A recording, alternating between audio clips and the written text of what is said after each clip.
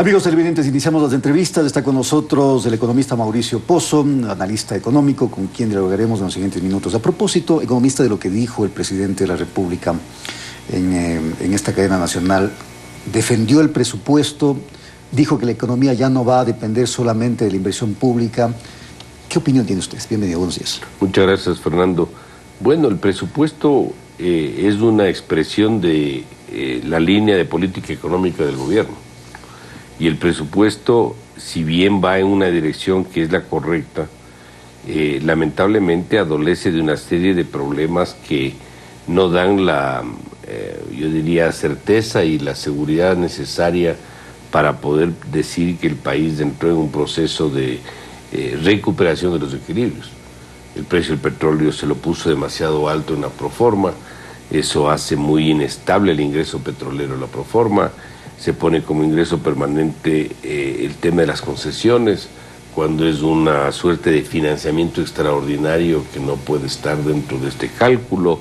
El crecimiento económico al que apuntan es más alto de lo que se prevé va a ser, lo cual también le hace inestable la recaudación tributaria.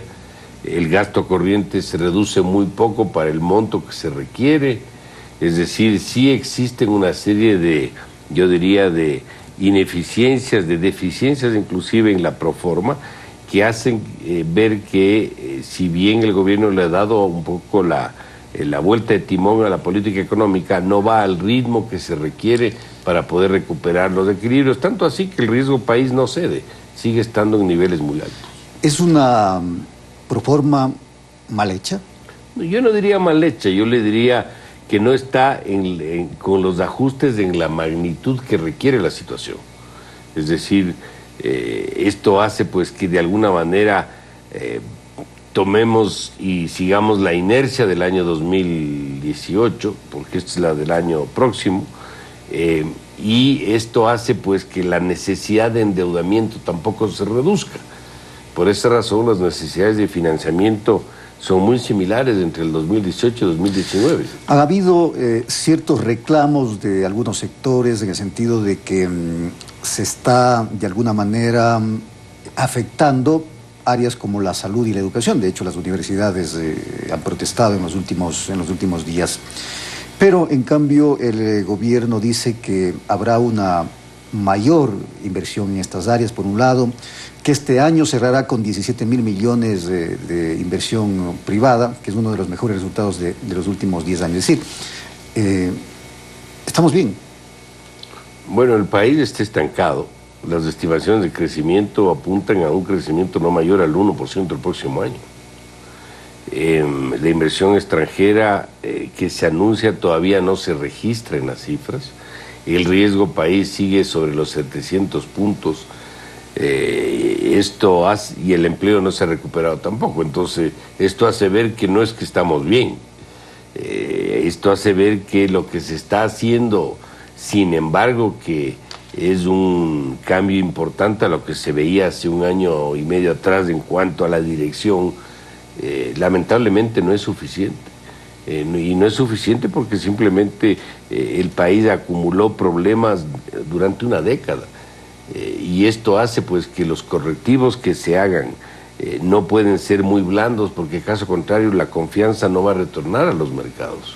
El país va a demandar un acuerdo internacional. Si no tiene ese acuerdo va a ser muy complicado ponerle sobre rieles todavía.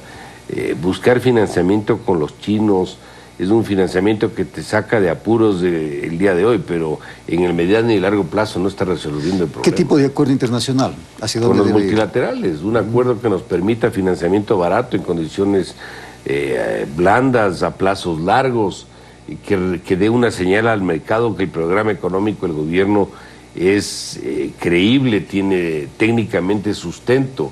¿Para qué? Para que baje el riesgo, para que con eso, por ejemplo, se pueda replantear la deuda. Fíjese que la deuda ya constituye un problema de aumento de gasto corriente, porque los intereses de la deuda es parte del gasto corriente. Cuando usted se endeuda más, paga más intereses también. Entonces termina siendo una suerte de,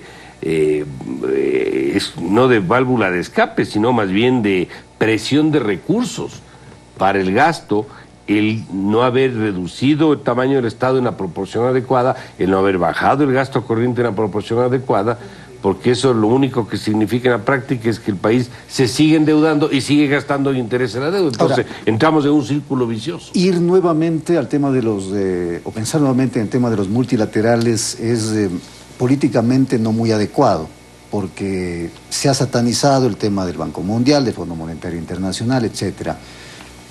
Y hay la percepción de que cuando se pide dinero a estos organismos, le condicionan de alguna manera. Por ejemplo, tema combustibles, tema medidas económicas. Fíjese que no hay peor condicionamiento que el que hemos recibido del financiamiento chino, por ejemplo, en las ventas anticipadas de petróleo. ¿Qué más condicionamiento que a usted le presten a tasas altas, 7, 8%, que le presten con garantía? Nunca el país se endeudó con garantía de un activo, en este caso petróleo, porque parte de las obligaciones se pagan en barriles de petróleo.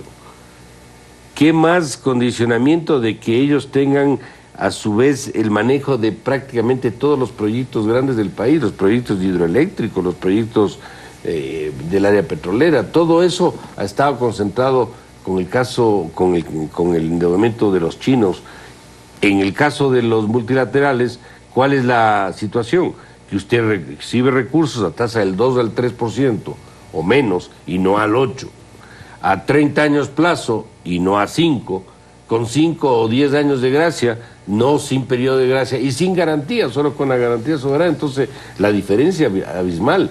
Pero obviamente para que eso se dé hay que hacer un programa económico creíble, que lo van a tener que hacer con o sin Fondo Monetario. La gran diferencia es que con el Fondo y los multilaterales hay un cheque que viene. Sin el acuerdo con ellos no hay recursos y el país necesita recursos. Ahora, ¿cómo mira usted el próximo año? ¿Usted ve con optimismo el tema económico? Bueno, yo le veo al país que va a tener un periodo de transición, yo le diría, un poco más largo. El año 2019 hasta el 21, que se acabe el actual gobierno, va a ser un periodo de transición. Lo que me preocupa es que si no se hacen los correctivos en las magnitudes adecuadas, el desequilibrio de alguna manera acumulado de la década anterior se vuelve un poco más complicado de resolver. En economía, cuando usted no hace las cosas a tiempo, los correctivos son más costosos. Entonces, cuando tenga que hacerse el correctivo para poder, de alguna manera, asentarle a la parte fiscal, en este ejemplo, a un nivel que sea sostenible en el tiempo, los esfuerzos de reducción de gastos, de manejo de subsidios, etcétera, tienen que ser mucho mayores. No quiero cerrar esta entrevista, economista Pozo, preguntándole si ha decidido usted la candidatura a la alcaldía de Quito. Hay una encuesta de Sedatos, bueno, una última encuesta de octubre de Sedatos que le ubica a usted en un tercer lugar con un porcentaje interesante. ¿Ya ha decidido?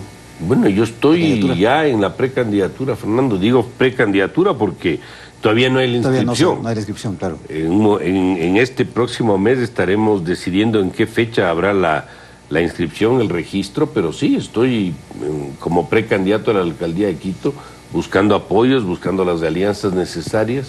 He tenido una gran recepción de la gente de la ciudad. Estoy muy optimista de cómo van los temas. Quito tiene una montaña de problemas que tienen que ser resueltos. Esto demanda un trabajo de administración, de gestión. Aquí hay que hacer un trabajo suprapartidista, sin colores, sin ideologías. Los problemas de la ciudad son problemas reales de todos los días y sobre esa base, si no se actúa de esa manera, esos problemas no se van a poder resolver. Habrá posibilidad de seguir hablando de este y otros temas. Gracias, economista Mauricio Pozo, analista económico. Vamos a pasar con Javier. Está listo ya el doctor Jorge Sosa, analista jurídico.